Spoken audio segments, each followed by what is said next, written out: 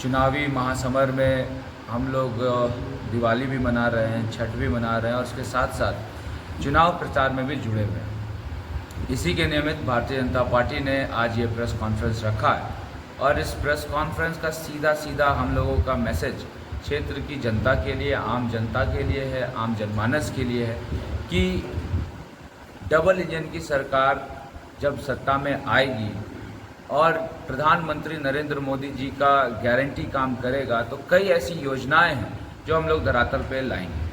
ये कहने की आवश्यकता नहीं है कि ये झूठी सरकार ने, निकम्मी सरकार ने 5 लाख सरकारी नौकरी का वादा किया, एक भी नौकरी नहीं दी, बेरोजगारी भत्ता नहीं दिया, महिलाओं को 2000 चूल्हा खर्च नहीं दिया, महिलाओं को 72,000 रुपये प्रति वर्ष गरीब परिवार को नहीं दिया, 1000 से 2500 वृद्धा पेंशन नहीं किया, नवविवाहिता को चांदी का सिक्का नहीं दिया।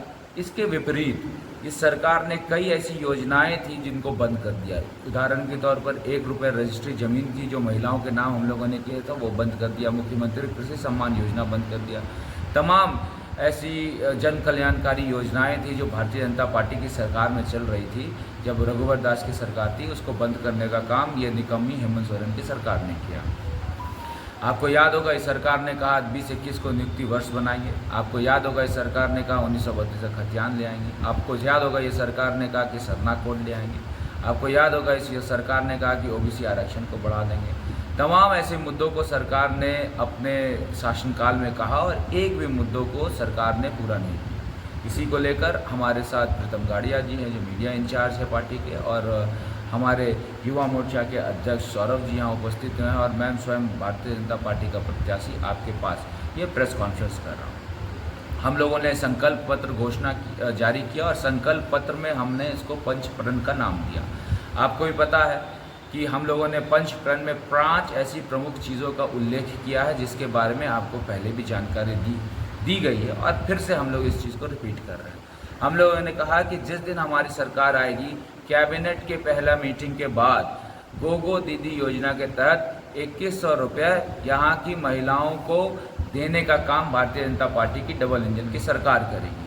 अब कई लोग ये बोलते हैं कि चुनाव है, मिलेगा नहीं मिलेगा, लेकिन मैं आपकी जानकारी के लिए बता दूं कि गोगो दीदी योजना जैसी समकक्ष योजनाएं भारतीय जनता पार्टी के शासनकाल में डबल इंजन की सरकार में कई प्रदेशों में चल रही है। उदाहरण के तौर पर राजस्थान में, मध्य प्रदेश में, छत्तीसगढ़ में, और इसी चीज़ को रेप्लिकेट हम लोग झारखंड में भी करने वाले हैं जैसे ही हमारी सरकार बनती है। और मोदी जी की गारंटी का जब स्टैंप लगता है तो निश्चित तौर पर ये महिलाएं, माताएं, बहनें सुनिश्चित कर ले कि 2100 रुपये आपके खाते में डालने का काम भारतीय जनता पार्टी की सरकार करने वाली है। वहीं हम लोग हर गरीब परिवार को 500 में सिलेंडर देंगे और प्रति वर्ष जो सिलेंडर मिलता है उसको हम लोग 2 मुफ्त सिलेंडर देने का काम भारतीय जनता पार्टी की सरकार में होगा। इसके साथ साथ हम लोग 21 लाख नए घर का निर्माण कराएंगे और घर निर्माण में प्रधानमंत्री आवास योजना में जो बालू घर निर्माण में काम आएगा वो भी मुफ्त देने का काम भारतीय जनता पार्टी की सरकार करेगी। इसके साथ साथ हम लोगों ने कहा है कि हम लोग 2,87,000 मतलब अप्रॉक्सीमेटली 3 लाख जो है सरकारी नौकरियों का पद सृजन कर उसकी नियुक्तियां करेंगे और 5 लाख स्वरोजगार देने की बात भारतीय जनता पार्टी की सरकार ने जनता के समक्ष और युवाओं के हित में रखी है। इसके साथ साथ भारतीय जनता पार्टी ने कहा है कि हम लोग धान का न्यूनतम मूल्य 3100 रुपये रखेंगे, जिससे किसानों को और MSP आने के बाद मुझे लगता है कि किसान भाई मित्रों को इसका फ़ायदा डायरेक्ट तौर पर मिलने वाला है। मुझे बहुत खुशी है कि सरकार ने कहा कि हम लोग जो युवा साथी हमारे हैं उनको हम लोग 2000 रुपये जो है ग्रेजुएट और पोस्ट ग्रेजुएट को 2 साल तक देंगे जब तक उसको नौकरी नहीं मिलती है, ताकि वो पढ़ाई कर सके, अपने एजुकेशन को ठीक से कर सके, जो बाधाएं उत्पन्न होती है तो उसका निराकरण कर सके। इसीलिए युवा बेरोजगार साथियों को 2000 रुपये देने का काम भारतीय जनता पार्टी की सरकार करने वाली है।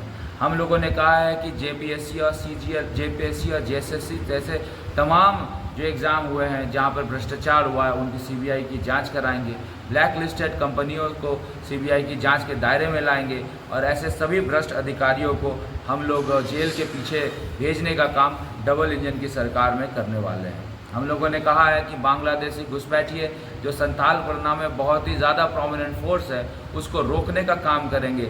और इसके साथ साथ हम लोग ये सुनिश्चित करेंगे भारतीय जनता पार्टी की सरकार जब बनेगी तो स्ट्रिक्ट कानून, एकदम कठोर कानून लाए ताकि बांग्लादेशी घुसपैठिए यहाँ के खतियानधारियों का हक न छीन पाए, यहाँ के लोगों का हक न छीन पाए। इसको लेकर भी हम लोग प्रावधान करेंगे। हम लोग पुनः ₹1 जो स्टैंप ड्यूटी के तहत हम लोगों ने महिलाओं की रजिस्ट्री की स्कीम की जो योजनाएं लाई थी उसको पुनः हम लोग बहाल करेंगे। इसके साथ साथ हम लोग महिलाओं को और बच्चियों को खासकर निःशुल्क बीएड की, नर्सिंग की सुविधाएं और पाठ्यक्रम में कुछ किताबें और उनको पढ़ाई के लिए जो उनकी फ़ीस होगी उनको मुफ्त करने वाले हैं, खासकर महिलाओं के लिए और खासकर जो है हमारी बहनों के लिए। इसके साथ साथ हम लोग विस्थापन आयोग का गठन कराएंगे और विस्थापन का दंश झेल रहे झारखंड में जितने भी ऐसे जगह हैं वहाँ पर विस्थापन आयोग के निर्माण के बाद वहाँ पर विकास कार्य में हम लोग तेज़ी लाने का काम करेंगे। हम लोग आदिवासी अस्मिता और सम्मान के लिए सिद्धू कान्हू शोध केंद्र बनाएंगे और इसके साथ साथ आदिवासी नायकों के लिए स्मारक स्थल का निर्माण और विकास कराने की हम लोगों की योजनाएं हम लोगों ने किया है। हम लोगों ने मातृत्व सुरक्षा योजना के तहत 21,000 रुपये गर्भवती महिलाओं को देने का ये फैसला लिया है, घोषणा किया है। और हम लोगों ने 6 पोषण किट ऐसे गर्भवती महिलाओं को देने का काम अपने घोषणा पत्र में भी उल्लेख किया है।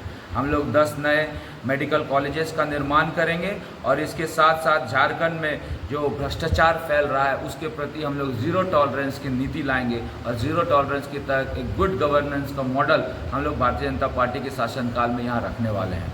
साथ साथ हम लोग जो मानव तस्करी होता है, हमारी माताओं बहनों के साथ जो शोषण होता है उसके लिए कठोर कानून का प्रावधान करते हुए हम लोगों ने घोषणा पत्र में उसके लिए भी जगह रखा है। और टोल फ्री नंबर का हम लोगों ने निर्माण कराते हुए ये सुनिश्चित किया है कि 2027 तक हम लोग मानव तस्करी पर पूर्णतः रोक लगाएंगे। इसके लिए हम लोगों की सरकार जब आएगी तो हम लोग पॉलिसी बनाएंगे। हम लोगों ने कह दिया 3100 रुपये हम लोग जो है MSP दर देंगे। और इसके साथ साथ SC/ST आरक्षण को, ये बहुत महत्वपूर्ण बात है, SC/ST आरक्षण को यथावत रखते हुए, SC/ST आरक्षण को उसी प्रकार रखते हुए हम लोग OBC आरक्षण की जो सीमा है उसको 27% तक ले जाने का हम लोगों ने इस घोषणा पत्र में किया है, जो OBC समाज के लिए मुझे ऐसा लगता है कि बहुत बड़ा स्टेप है। हम लोगों ने डायमंड क्वाड्रिलेटरल एक्सप्रेसवे के तहत प्रधानमंत्री ग्राम सड़क योजना के अंतर्गत 25,000 किलोमीटर सड़क नेटवर्क बनाने का निर्णय लिया है। और ऐसे हर एक गांव जहां सड़क नहीं पहुंच पाया है, ज़मीन की उपलब्धता ना होने की वजह से, वहां पे सड़क पहुंचाने का काम इस सरकार में, जो नई सरकार बनेगी उसके आधार पर करने वाले हैं। हम लोग हर प्रवासी मजदूरों के लिए, कोई गुजरात में फंसा है, कोई राजस्थान में फंसा है, उसके लिए जोहार भवन की स्थापना कराएंगे। और जोहार भवन के माध्यम से यदि कोई कहीं फंस गया है उसको जोहार भवन में अन्य प्रदेशों में रहने की व्यवस्था होगी, ताकि उनके ज़िंदगी जीने का स्तर अन्य प्रदेशों में, बाहर के प्रदेशों में कठिनाई मुक्त हो। और हम लोग अपने प्रवासी मजदूरों को इसका सीधा सीधा लाभ पहुँचाने जा रहे हैं। हम लोग विधवावस्था पेंशन को 1,000 से 2,500 ले जाएंगे। और ये 1,000 भी जो हुआ था, मुझे याद है ये रघुवर दास की ही सरकार में हुआ था जब हम लोगों ने वृद्धा पेंशन बढ़ाई थी, और इसको अब हम लोग 2,500 रुपये तक ले जाने का काम करेंगे। आदिवासियों की हक के लिए, हिंदुओं के हक के लिए, ऐसे तमाम लोगों के हक के लिए हम लोग ये सुनिश्चित करेंगे कि यूनिफॉर्म सिविल कोड जो आए उससे आदिवासी समाज का दायरा हट जाए, आदिवासी समाज उस दायरे पे ना आते हुए यूनिफॉर्म UCC को हम लोग अन्य सभी वर्गों में इम्प्लीमेंट करेंगे। ये हमारी घोषणा पत्र में हम लोगों ने शामिल किया है। एक्सक्लूडिंग हम लोग आदिवासी ऑल जितने शेष बचेंगे उनको UCC के दायरे में लाने का काम करेंगे। हम लोगों ने अपने घोषणा पत्र में ये भी कहा है कि हम लोग 5 लाख युवाओं को ट्रेनिंग देंगे, स्किल ट्रेनिंग देंगे, अप्रेंटिसशिप के माध्यम से ट्रेनिंग देंगे। और जो हम लोगों का पर्यटन सर्किट है, जैसे बाबा बासुकीनाथ हो गया, बैजनाथ हो गया, इस सब को विकसित करेंगे। एक वहाँ पर जो है टूरिज़्म सर्किट का निर्माण करेंगे। और मलूटी हो गया, रजरप्पा हो गया, इन सब पर्यटन स्थल पर सर्किट निर्माण कर उनका व्यवस्थित तरीके से पर्यटन क्षेत्र में उनका बढ़ावा कैसे उनको मिले, उनको लेकर हम लोग प्रयास करेंगे। हम लोग 10 नए सरकारी मेडिकल कॉलेजेस भी लॉन्च करेंगे।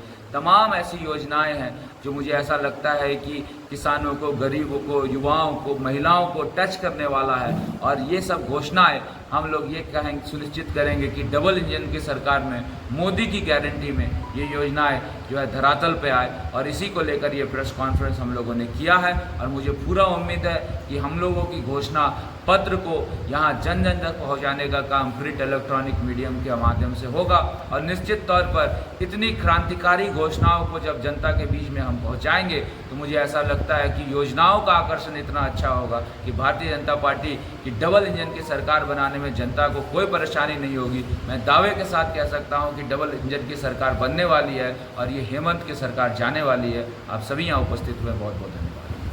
एक पॉइंट घोषणा पत्र में जो हम लोग ने पढ़ा कि फ्री बालू निःशुल्क उपलब्ध कराया जाएगा, ये बातें हैं। और दूसरी क्या है कि जो 5 लाख स्वरोजगार और 2,70,000 जो सरकारी नौकरी, ये 1 साल के अंदर किया जाएगा या पूरे 5 साल का ये टर्म का प्लान है? देखिए, फ्री बालू जो भी प्रधानमंत्री आवास योजना के तहत घर बनाना चाहेगा या 21 लाख नए घर का निर्माण हम लोग करेंगे, क्योंकि एक गरीब व्यक्ति के पास ट्रैक्टर से, हाईवा से बालू लेने का उनका अभी जो पोजीशन है, फाइनेंशियल पोजीशन अलाउ नहीं करता है।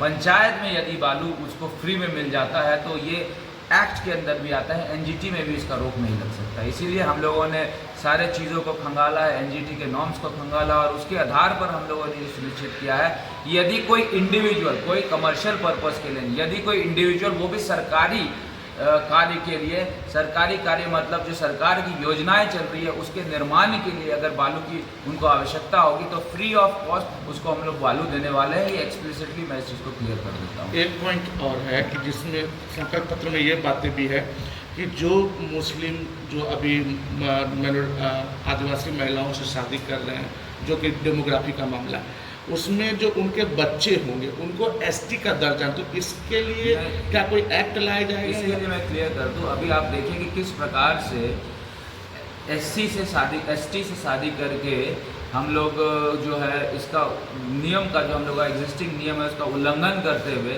फिर वो लोग रिजर्वेशन का फ़ायदा उठाते हैं। मैं एक कोई विशेष वर्ग के लिए नहीं बोल रहा हूँ, मैं इन जनरल बोल रहा हूँ। तो हम लोग ये चाहते हैं कि यदि हम लोगों को झारखंड में आदिवासियों का संरक्षण करना है, झारखंड में आदिवासी समाज का, आदिवासी कल्चर का संरक्षण करना है, तो इस चीज़ को हम लोगों को समाप्त करने की आवश्यकता है। हम लोगों को आवश्यकता है जो एसटी हैं और एसटी का फ़ायदा उठा के यदि कोई अन्य वर्ग के लोग उसका शादी करके उसका रिजर्वेशन का फ़ायदा उठाते हैं तो उसके लिए नया बिल का प्रावधान हम लोग करेंगे और बिल के प्रावधान के अनुरूप फिर एक्ट आएगा और एक्ट का इम्प्लीमेंटेशन जब होगा तो इस समस्या से हम लोग निजात पाएंगे। क्योंकि आपको भी पता है कि आदिवासी का जनसंख्या घटते जा रहा है, कोई ऊपर की तरफ नहीं है, नीचे की तरफ है। और भविष्य में यदि हम लोग इस तरह के एक्ट नहीं लाते हैं तो आदिवासी समाज की, आदिवासी पॉपुलेशन की और आदिवासी संस्कृति की, सभ्यता की रक्षा नहीं कर पाएंगे। इसलिए सबसे ज़्यादा ज़रूरी है ऐसा एक्ट लाके आदिवासी समाज के हितों की रक्षा। एक पॉइंट और भी है कि ग्रेजुएशन और जो एमए है जिसको कि दिया जाएगा पोस्ट ग्रेजुएट को, उसमें एक वर्ड है संघर्षरत। अब मैं भी पोस्ट ग्रेजुएट हूँ लेकिन मैं अभी नौकरी के लिए कोई संघर्ष नहीं कर, तो क्या मुझ जैसे लोगों को भी मिलेगा या जो कम संघर्ष का मतलब मुझे था कॉम्पिटिटिव, देखिए एक तो तरह उसी को मिलेगा, उसका एक दायरा होगा। जो व्यक्ति ग्रेजुएट है, पोस्ट ग्रेजुएट है, जो नौकरी के लिए एस्पिरेशन है, वो सबसे पहले जाएगा आपका जॉब सेंटर में, जो सरकार का जॉब सेंटर है। जॉब सेंटर में वो आवेदन डालेगा, आवेदन के आधार पर उसको नौकरियाँ आएंगी तो मिलेगी, नहीं आएगी तो नहीं मिलेगी। तो जो व्यक्ति प्रयास कर रहा है वो निश्चित तौर पर फलना जगह जाएगा, एप्लीकेशन करेगा, आवेदन करेगा। तो हम लोग कुछ पैरामीटर सेट कर चुके हैं कि इस पैरामीटर पे हम लोग ये आधार बनाते हुए जो ऐसे प्रयासरत हैं, जो चाहते हैं कि नौकरी करें, उनको हम लोग 2,000 रुपये देने का काम करेंगे। उदाहरण के तौर पर बहुत ऐसे लोग होंगे जो पोस्ट ग्रेजुएट के बाद चाहेंगे कि हम बिज़नेस करें, तो जब उनका बिज़नेस करने का लक्ष्य होगा तो वो 2,000 लेके क्या करेंगे। तो इसलिए हम लोगों ने रखा है ये वर्ड संघर्षरत। जो व्यक्ति जॉब के लिए एस्पायर कर रहे हैं उनको हम इस स्कीम के तहत लाएंगे। यूसीसी को लेकर क्या है प्लान? यूसीसी से लेकर प्लान क्लियर है। आदिवासी समाज इससे बाहर है और सारे अन्य समाज इसके अंदर हैं और यूसीसी का दायरा जब